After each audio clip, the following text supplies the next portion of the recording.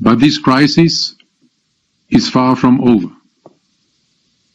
As I outlined in my Olympism and Corona message last April, this situation will need all our solidarity, creativity, determination, and flexibility.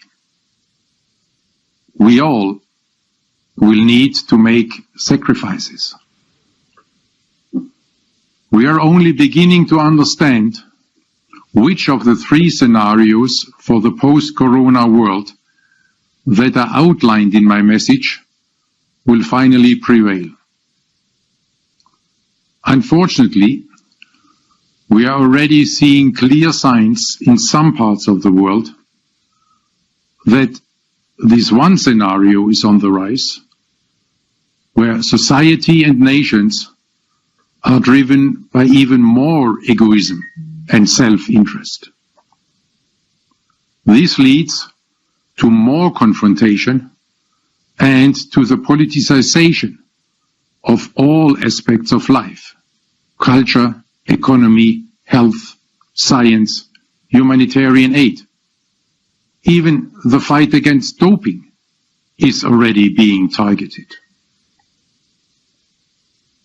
During the IOC session in January this year, I already highlighted the growing misuse of sport for political purposes as one of our biggest challenges. I'm afraid that this threat to sport is even bigger now. In some people's minds, the ghosts of the past are rearing their ugly heads. Boycotts and discrimination because of political background or nationality are once again a real danger. This is all the more unfortunate as this comes exactly 40 years after the completely unsuccessful boycott of the Olympic Games Moscow 1980 by some countries.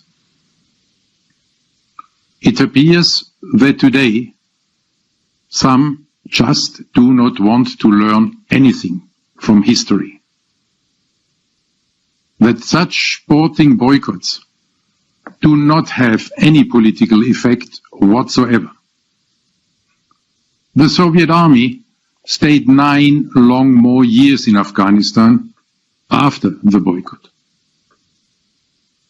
A sporting boycott only punishes the athletes of the boycotting country and deprive their people of sharing in the success, pride and joy of their Olympic team.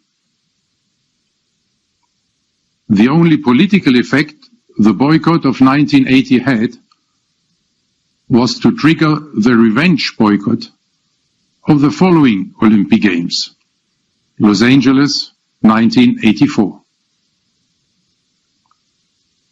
Therefore, we must even strengthen our efforts to convince governments and the entire international community of the irreplaceable value of the Olympic Games.